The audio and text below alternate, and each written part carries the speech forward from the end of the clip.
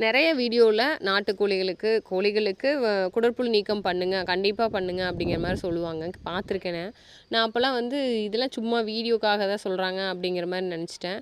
ஆனால் நம்மளோட கோழிகளுக்கு புழு பிரச்சனை குடற்புழுவோட பிரச்சனை இருக்கிறத கண்கூட பார்த்ததுக்கப்புறமா தான் நம்ம குடற்புழு நீக்கம் பண்ணி பார்க்கலாம் அப்படின்னு சொல்லிட்டு டீவார்மிங் பண்ணுறக்காக அதுவும் ரொம்ப நாள் போராட்டத்துக்கு அப்புறம் தான் வந்து டீவார்மிங்கே ஏற்பாடு பண்ணோம்.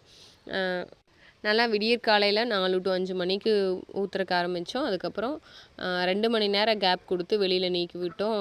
கரெக்டாக குடற்புழு நீக்கம் பண்ணிட்டோம். அதோட எஃபெக்ட்டுமே தெரிஞ்சிச்சுங்க கண்கூட. இந்த மாதிரி தோகை முட்டை வரதுக்குமே வாய்ப்பு இருக்குதுங்களாமா. கோழிகளுடைய உணவு எடுத்துக்கிற 3ல் 1 பங்கு வந்து அந்த குடற்புழுவுக்கே சரியாக போயிருங்களாமா. இப்போ இந்த கிட்டத்தட்ட 1 வாரத்துக்குள்ளேயே வந்து நல்ல எஃபெக்டிவ் தெரியுது. நான் வந்து உண்மையாலுமே இதை ஊற்றி அதுக்கப்புறம் ரிசல்ட்டு தெரிஞ்சதுனால மட்டும்தான் சொல்கிறேன். ஓரளவுக்கு அதிகப்படியான கோழிகள் வச்சுருக்கிறீங்க அப்படின்னா, கம்மியாக வச்சுருந்தீங்கன்னா தேவைப்படுமோ என்னமோ தெரியலைங்க. ஆனால் கொஞ்சம் அதிகமாக வச்சுருந்தீங்கன்னா கண்டிப்பாக ஒரு 2, 3 மாதத்துக்கு ஒரு தடவையாவது குடற்புழு நீக்கம் பண்ணுங்கள்.